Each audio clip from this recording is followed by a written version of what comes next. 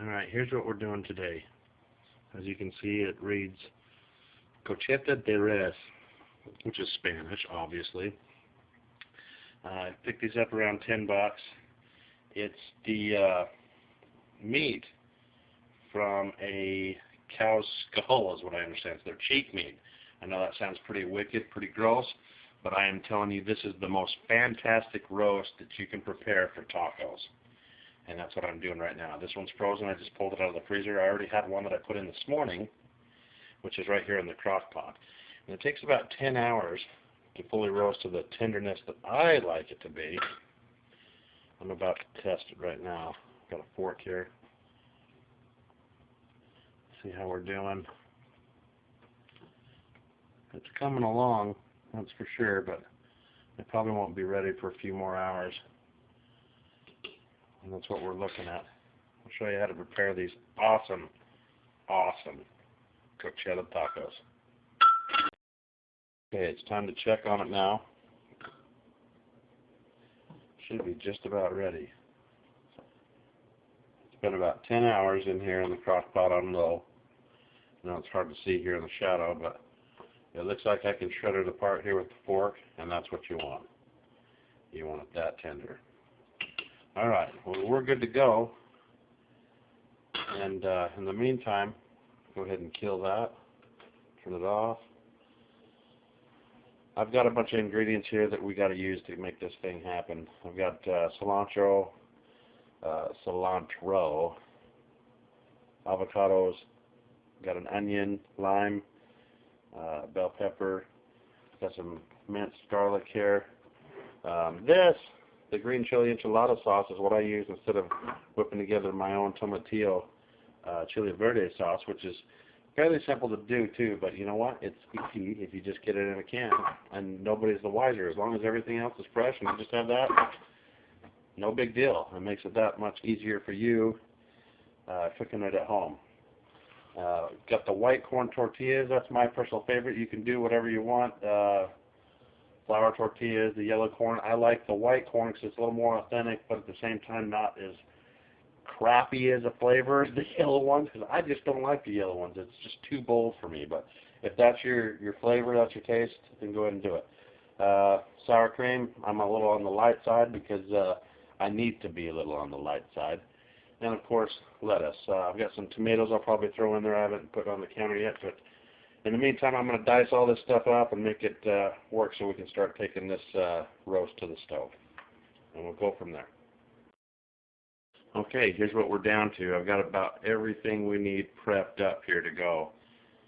I went ahead and pulled the roast. As you can see, it's succulent, ready to be shredded up. That's the very next step I'm going to take here to get everything rolling, because that's going to go in the skillet. I got all the accessories. We've got some cheese, we've got the green onions, scallions if you will, tomatoes, lime, the bell pepper. This is a mix of cilantro with the chopped bell pepper. That's where I put the bell pepper. It's right underneath all that with the onions, and I'll be adding that here to the roast when we start cooking it.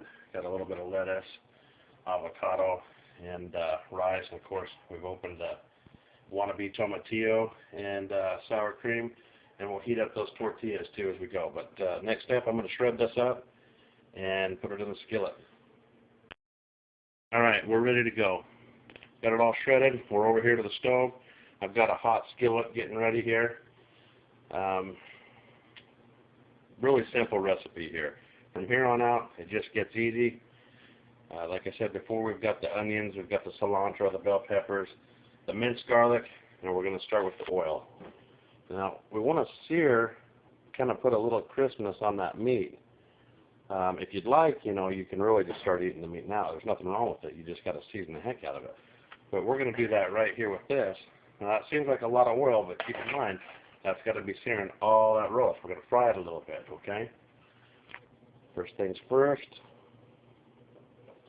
a little bit of garlic. Get that in there. Go ahead and throw in the onions and the bell peppers immediately.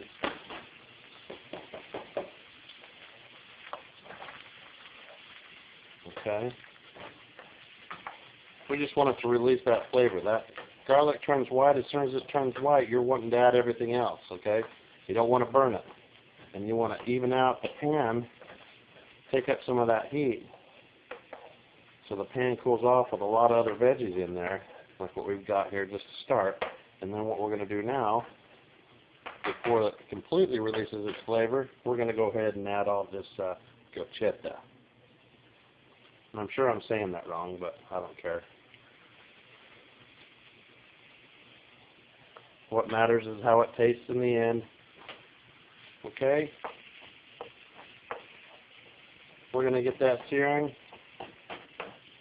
And we're going to put in these limes. Give them a good squeeze.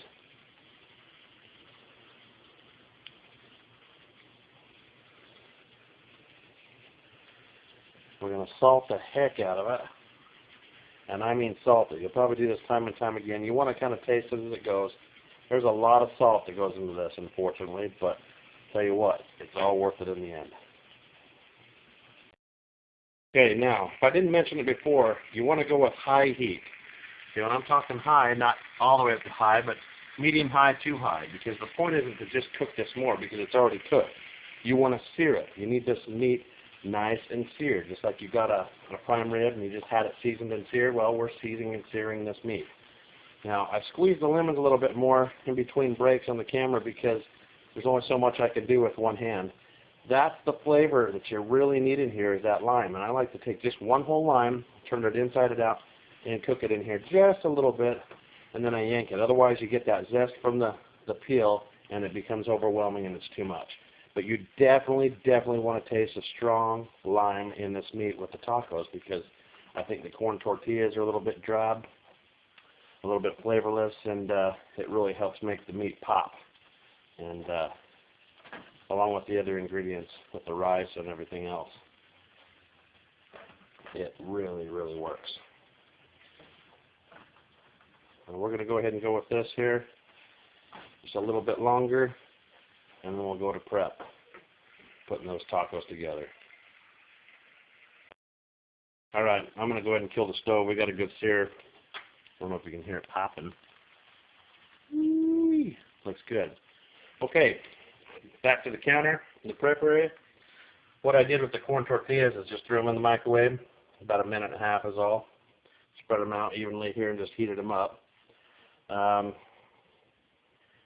You know, you can really down a lot of these. All I do is I put a couple on the plate and I just fill it up here with a few key ingredients we talked about. What we didn't talk about is the rice. I go with the white rice because I really liked it at the old restaurant Chipotle, one of my favorite little taco shops.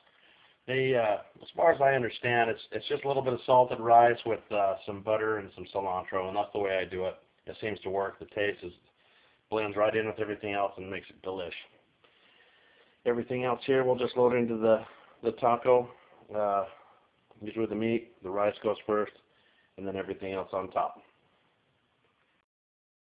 Alright, here we go. All thrown together. We got the meat, we got the rice, we got the scallions, we got the avocado, lettuce, tomatoes. Gonna throw in a little bit of cheese. You know, whatever you want. Your particular favorites, goat cheese, whatever. Right here, we need the proven time again, wannabe tomatillo sauce.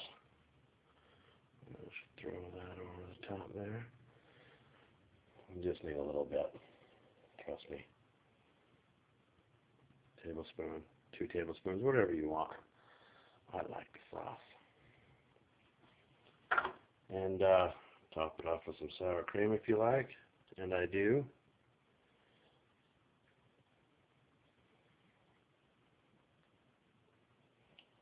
Alright. I know they look loaded, but trust me, you're going to love it loaded. Getting a little bit of lighting here for you.